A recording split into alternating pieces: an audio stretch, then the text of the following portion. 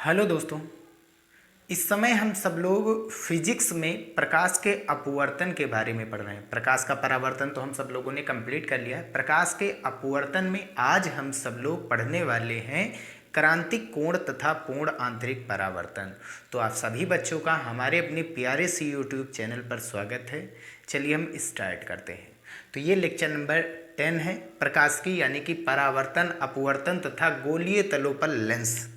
जो हमारा चैप्टर है किरण प्रकाशिकी का, उसमें क्रांतिक कोण यानी कि क्रिटिकल एंगल क्या होता है। एक प्रकार का आपतन कोण होता है, लेकिन कब? जब अपवर्तन की घटना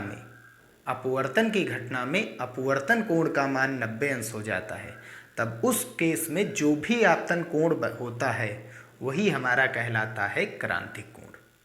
इसके लिए कुछ केसेस भी होते हैं, प्रतिबंध जिसे हम कह सकते हैं कि प्रकाश सघन से विरल में जाना चाहिए। कारण क्या है वो भी हम बताएंगे अभी। और दूसरा जो प्रतिबंध होगा वो प्रकाश जो हमारा अपवर्तन कोण है उसके लिए प्रकाश में अपवर्तन कोण का मान 90 अंश होना चाहिए। तो सबसे पहले हम सब लोग समझेंगे परिभाषा, फिर अपने आप से समझ में आ जाएगी। ये हो गया हमारा अभिलंब और ये हो गई पृथककारी पृष्ठ। यहाँ का माध्यम हम सघन मान रहे हैं। क्यों मान रहे हैं इसका भी कारण है। सघन माध्यम, इसका अपवर्तनांक कितना है n1, और इसको हम मान रहे हैं विरल माध्यम। विरल माध्यम जिसका अपवर्तनांक कितना है n2। ठीक, ये एक प्रकाश किरण आ रही है और इसका नाम क्या है आपतित किरण, और जिस बिंदु पर ये आपतित होती है उसका आपतन बिंदु नाम है। और आपतन बिंदु पर हम क्या करते हैं, एक अभिलंब खींचते हैं। अब ये समतल पृष्ठ है तो इस पर एक लंब सीधी रेखा खींचते हैं, वो इसका अभिलंब होता है। अब सघन से विरल माध्यम में अगर कोई प्रकाश जाती है तो वो सीधी तो जाएगी नहीं, वो सीधी तो जाती नहीं, वो अभिलंब से दूर हट जाती है। वो अभिलंब से दूर हट जाती है, तो ये सीधी नहीं जाती है, ये अभिलंब से क्या हो जाएगी, दूर हट जाएगी, सीधी जाएगी नहीं। अभिलंब इसका अंदर है तो ये अभिलंब से दूर हटेगी। लेकिन हम सब लोग पढ़ रहे हैं क्रांतिक कोण, तो उसके लिए ये जो रेखा है ये रेखा मुड़ करके इस पृष्ठ पर ऐसे ही चली जाएगी। ठीक, पृष्ठ पर ऐसे ही चली जाएगी और ये बन गई हमारी कौन सी किरण, अपवर्तित किरण। नाम दे सकते हैं अपवर्तित किरण इसका। ये आपतित किरण था। अब देख सकते हैं अपवर्तित किरण और ये अभिलंब है, इन दोनों के बीच जो कोण बन रहा है उसका नाम तो अपवर्तन कोण R है, और इनके बीच जो कोण बनता है उसी को हम क्या कहते हैं, 90 अंश कहते हैं। किस घटना में, क्रांतिक कोण की घटना में। अगर ये R 90 अंश हुआ, और कब होगा, जब प्रकाश सघन से कहाँ जाएगा, विरल नहीं, अभिलंब की ओर झुकेगा। हमको अभिलंब से दूर रह जाना है ताकि कोण कितना बने, 90 अंश। इसीलिए पहला माध्यम सघन लिया गया और दूसरा माध्यम विरल लिया गया। ठीक है, तो ये अपवर्तन कोण R कितना बन रहा है, 90 अंश। इस केस में ये आपतित किरण है और ये अभिलंब है, इन दोनों के बीच जो कोण बनता है उसका नाम क्या है, आपतन कोण। जब R 90 अंश हो जाए तब इसी को कहा जाता है, I जो हमारा होता है आपतन कोण, इसी को कहा जाता है क्रांतिक कोण। ठीक है ना। जब किसी विशेष स्थिति में R यानी अपवर्तन कोण का मान 90 अंश हो जाए तब आपतन कोण को ही क्रांतिक कोण कहते हैं। कह सकता है ना, जब किसी विशेष स्थिति में, जब किसी स्थिति में या विशेष स्थिति में अपवर्तन कोण यानी R का मान 90 अंश हो जाए, कितना हो रहा है, 90 अंश, तो आपतन कोण क्या है, ये देखो, ये आपतन कोण I को कौन सा कोण कहते हैं, C कहते हैं। ठीक है। एक दूसरी परिभाषा क्या है, आपतन कोण I किस माध्यम में बन रहा है, सघन माध्यम में। ठीक है ना, आपतन कोण किस माध्यम में, सघन माध्यम में। ठीक,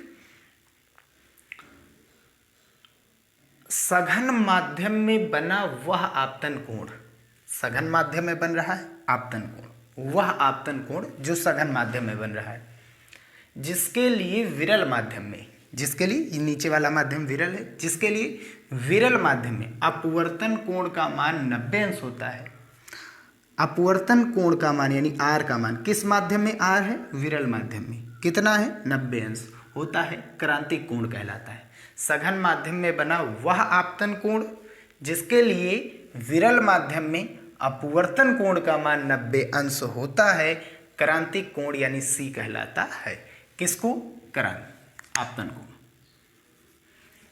सघन माध्यम में बना आपतन कोण ही क्या कहलाता है? हमेशा क्रांतिक कोण। लेकिन कब? जब आर का मान 90 अंश होता है तब। तो दो केसेस हैं, दो प्रतिबंध है क्रांतिक कोण के लिए। प्रकाश सघन से विरल माध्यम में जाना चाहिए पहला, दूसरा आर का मान 90 अंश होना चाहिए। अब स्नेल का नियम हम जब लगाएंगे,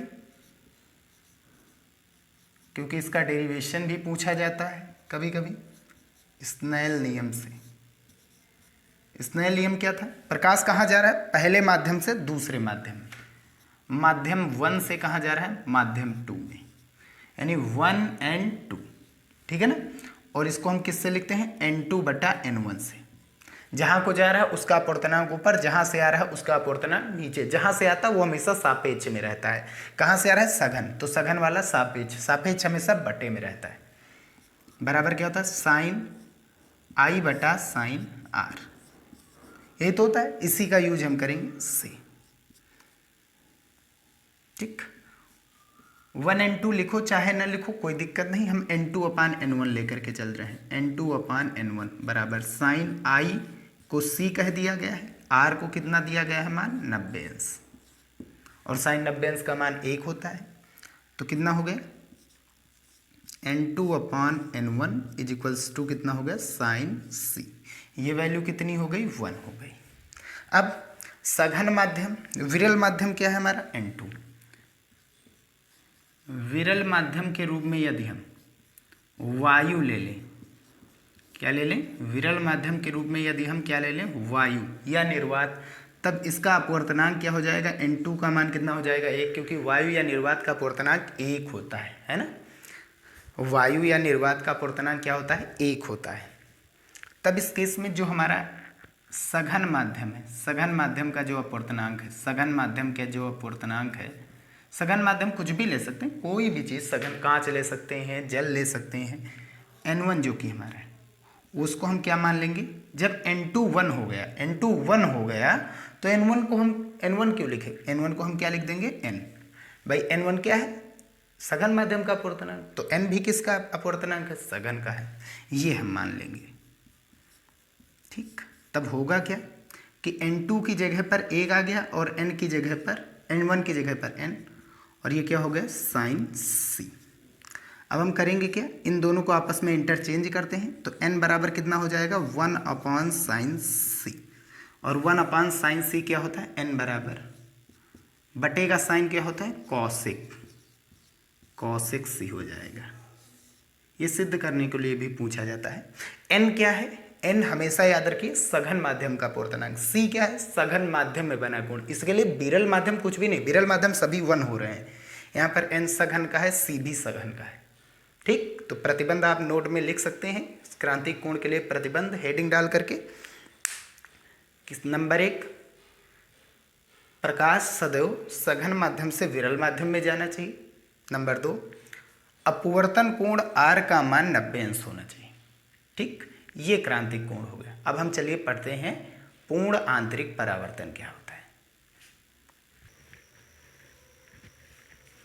तो चलिए अब हम पूर्ण आंतरिक परावर्तन के बारे में समझते हैं। हमारे दैनिक जीवन में ये यूज भी होता है। हम देखते हैं दिवाली के दिनों में या दिवाली के त्यौहार में जो पाइप आता है, पाइप में हम देखते हैं लाइट जला करती है ना, या कहीं सजावट में जो है एक पाइप में बल्ब मतलब टाइप लगे रहते हैं, ऐसा लगता है कि बल्ब लगे हैं और पूरी पाइप जलती रहती है। तो ये पूर्ण आंतरिक परावर्तन के कारण ही होता है। ठीक है, उसमें प्रकाश ऐसे टेढ़ा मेढ़ा जाता है और ये हमारा होता है प्रकाशिक तंतु। प्रकाश को एक जगह से दूसरी जगह को भेजना बिना ऊर्जा की हानि किए। ठीक है, तो पूर्ण आंतरिक परावर्तन, तो इसके लिए टोटल 3 शर्तें होती हैं। यहाँ 2 मैंने हम लिख दिया ऐसे ही, जिसमें सबसे पहले प्रकाश सदैव सघन माध्यम से विरल माध्यम में जाना चाहिए। रीज़न क्या है वो भी हम देखेंगे। आप अपवर्तन कोण जो R है उसका मान 90 अंश से अधिक होना चाहिए। अभी हमने देखा क्रांतिक कोण में भी यही सेम था, बस क्रांतिक कोण में जो अपवर्तन कोण है वो 90 अंश होता है और पूर्ण आंतरिक परावर्तन में यही कोण जो है 90 अंश से अधिक हो जाता है। ठीक, होता क्या है कि हम दो माध्यम लेते हैं, सघन माध्यम जिसका अपवर्तनांक n1 है, एक पृथककारी पृष्ठ लेते हैं और नीचे का माध्यम है विरल माध्यम जिसका अपवर्तनांक n2 है। ठीक, और यहाँ पर हम एक तिरछा प्रकाश आपतित कर रहे हैं, ये आपतन बिंदु है और इस बिंदु पर हम अभिलंब इस पृष्ठ का, क्योंकि ये पृष्ठ समतल था, ये समतल पृष्ठ था, तो समतल पृष्ठ पर 90 अंश का कोण बनाने वाली रेखा और वो आपतन कोण से जा रही हो और समतल पृष्ठ पर लंब हो तो ये अभिलंब होता है। ठीक है, ये अभिलंब है, तो ये आपतित किरण है और ये अभिलंब है, इन दोनों के बीच में आपतन कोण I बनता है।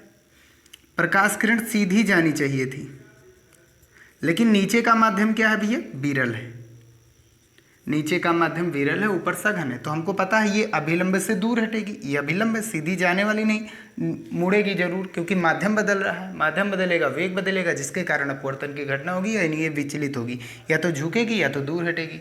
तो विरल माध्यम है तो इसलिए दूर हटेगी, दूर इस हटेगी, ऐसी हटती है कि ये वापस उसी माध्यम में लौट जाती है, तो ये अपवर्तित किरण हो गई और ये अभिलंब, अपवर्तित किरण और अभिलंब के बीच में कौन सा कोण बनता है, R। अभी तक ये कोण कितने अंश का था, देखो 90 अंश, इतना कोण 90 अंश है और ये इतना बढ़ रहा है, तो इसलिए ये R वाला कोण 90 अंश से क्या है, ज़्यादा है। अपवर्तन कोण देखो R 90 अंश से ज़्यादा हुआ तो ये जो किरण थी अपवर्तित, ये उसी माध्यम में वापस लौट गई, किस में, जहाँ से आई है, किस माध्यम से, सघन से। बस यही घटना पूर्ण आंतरिक परावर्तन है, ये उस माध्यम में न जा करके उसी माध्यम में वापस लौट आती, बस शर्ते इसके लिए R का मान 90 अंश होता है। कब होगा, एक खास बात है, I धीरे धीरे जब C से बड़ा होगा, क्रांतिक कोण से बड़ा होगा, तो ये अपने आप 90 अंश से, भाई ये है R, जैसे I नीचे बढ़ेगा, यानी I नीचे, आपतित किरण जितना नीचे बढ़ेगी, ये वाली अपवर्तित किरण उतना ही ऊपर जाएगी, जिसके कारण R 90 अंश से अधिक हो जाएगा और I जो है C से अधिक हो जाता है। I C से जैसे ही अधिक होगा, R 90 अंश से अधिक होगा और ये पूर्ण आंतरिक परावर्तन, यानी ये परावर्तित हो जाएगी किरण, परावर्तन की घटना की श्रेणी में आ जाएगी, दूसरे माध्यम में जाएगी ही नहीं।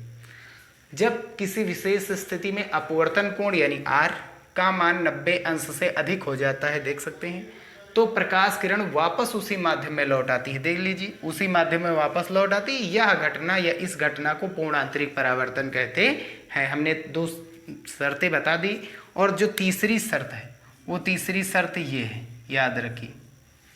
ठीक, उदाहरण के लिए हीरे का चमकना, हीरा जो चमकता है वो पूर्ण आंतरिक परावर्तन की घटना के कारण ही होता है, उसमें प्रकाश ये ऐसे ही चलता, इधर जाता उधर जाता, जितना ज़्यादा परावर्तित होगा प्रकाश, पूर्ण आंतरिक परावर्तन जितना हीरे में होगा उतना ही ज़्यादा चमकीला होगा। ठीक है, और जल के भीतर वायु के बुलबुले का चमकना, जल के भीतर वायु के बुलबुले का चमकना, हम देख सकते हैं वायु का जो बुलबुला होता है, ऐसे ही बबल्स देख लेते हैं, वो चमकीले होते हैं, जो होती है पूर्ण आंतरिक परावर्तन घटना के कारण। अब तीसरा क्या है, मरीचिका। मरीचिका होता है एक प्रकार का भ्रम। गर्मियों के दिनों में हम क्या देखते हैं, रोड पर दूर कहीं हमको लगता है कि वहाँ पर पानी भरा है रोड पर, ठीक है, लेकिन जब वहाँ पर जा करके पहुँचते हैं तो फिर वहाँ पर पानी भरा हुआ नहीं रहता है, यानी ये एक प्रकार का भ्रम, यही चीज़ मरीचिका है।